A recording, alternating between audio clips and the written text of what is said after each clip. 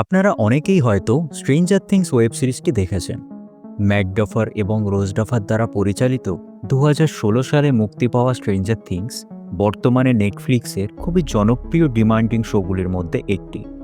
Sci fi horror এলিমেন্টের ঠাসা এই সিরিজটি আমাদের অনেকেরই ভালো লাগে, কিন্তু আপনারা কি জানেন স্ট্রেঞ্জার থিংস শোয়ের গল্পটি কিছু বাস্তব ঘটনা থেকে নেওয়া হয়েছে? হ্যাঁ, ঠিক শুনেছেন। আজকে আমি সেই স্ট্রেঞ্জার থিংসের কিছু রহস্যময় সত্য আপনাদেরকে জানাতে চলেছি। দ্বিতীয় বিশ্বযুদ্ধের সময় আমেরিকা একটি জাহাজ বানিয়েছিল, যেটি কোনো সাধারণ জাহাজ ছিল না। 1983 সালের একটি এক্সপেরিমেন্টে মাঝ সমুদ্রে ওই জাহাজটি হঠাৎই উধাও হয়ে যায়। এক্সপেরিমেন্টটি করেছিল বিশ্বের খুবই রহস্যময় একজন সায়েন্টিস্ট, যার নাম ছিল নিকোলাস টেসলা।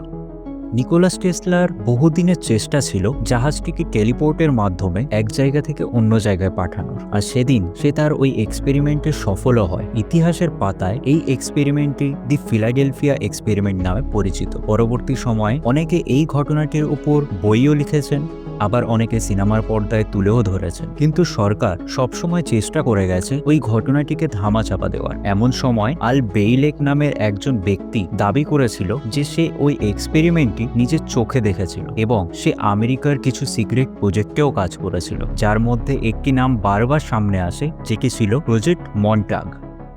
দ্বিতীয় বিশ্বযুদ্ধের সময়কার অনেক অদ্ভুত এক্সপেরিমেন্টের কথা আজও আমাদের কানে আসে। প্রজেক্ট মন্টাগো ছিল সেই সমস্ত অদ্ভুত এক্সপেরিমেন্টের মধ্যে একটি। 1990 সালে এক ব্যক্তি পাবলিক ইন্টারভিউতে দাবি করে যে সে প্রজেক্ট মন্টাগে অংশগ্রহণ করেছিল। ক্রিস্টান নিকোলাস নামের ওই ব্যক্তিকে বলেছিল যে ওই প্রজেক্ট চলাকালীন সে বাদে আরো দুজনের উপর অনেক ধরনের অদ্ভুত এক্সপেরিমেন্ট হয়েছিল, যেমন টেলিপ্যাথি, টেলিকিনেসিস, টেলিপোর্টেশন ইত্যাদি। পরবর্তী সময় অনেক অনাথ শিশুদেরকে নিয়ে গোপনে এই এক্সপেরিমেন্ট চালানো হয়েছিল। ক্রিস্টান বলেছিল সায়েন্টিস্টেরা কিছু যন্ত্রপাতির দ্বারা ওই শিশুদের সাইকিক পাওয়ার বাড়ানোর চেষ্টা করত, যাতে ওই শিশুদের ব্রেন অন্য দুনিয়া ও সেখানকার জীবজন্তুদের সঙ্গে কানেক্ট করতে পারে। কি গল্পটা চেনা চেনা লাগছে না? হ্যাঁ, স্ট্রেঞ্জার থিংসেও আমরা হুবহু ঘটনা দেখে এসেছি। সেখানেও মূল চরিত্রে থাকা 11-এর সাথে আরো শিশুদের উপরও সেম এক্সপেরিমেন্ট করা হতো। বর্তমান সময়েও প্রজেক্ট মন্টাগের ব্যাপারে নতুন নতুন তথ্য সামনে আসছে। প্রজেক্ট মন্টাগ একটি জায়গার নাম, যেটি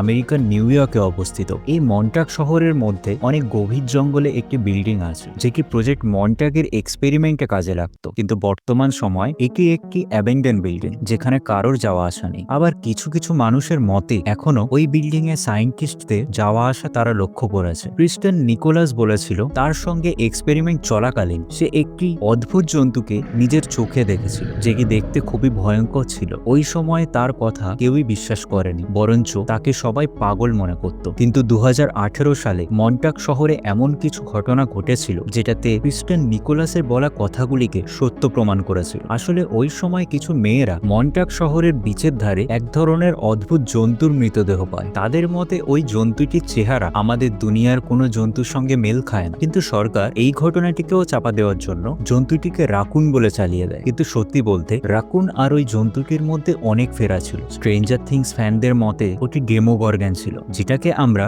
স্ট্রেঞ্জার থিংস শোতে দেখে এসেছি। ছোটখাটো রিসার্চের মাধ্যমে আমি যতটুকুই জানতে পেরেছি আজ আপনাদের সঙ্গে তা শেয়ার করলাম। আসলে স্ট্রেঞ্জার থিংস এর ঘটনা অনেকগুলি ছোট ছোট সত্য ঘটনাকে জুড়ে বানানো হয়েছে, যার মধ্যে প্রজেক্ট মন্টাগের কাহিনী আজ আমি ছোটভাবে এক্সপ্লেন করলাম। আপনারা চাইলে গুগলে প্রজেক্ট মন্টাগ বা স্ট্রেঞ্জার থিংস রিয়েল স্টোরিজ বলেও সার্চ করে দেখতে পারেন।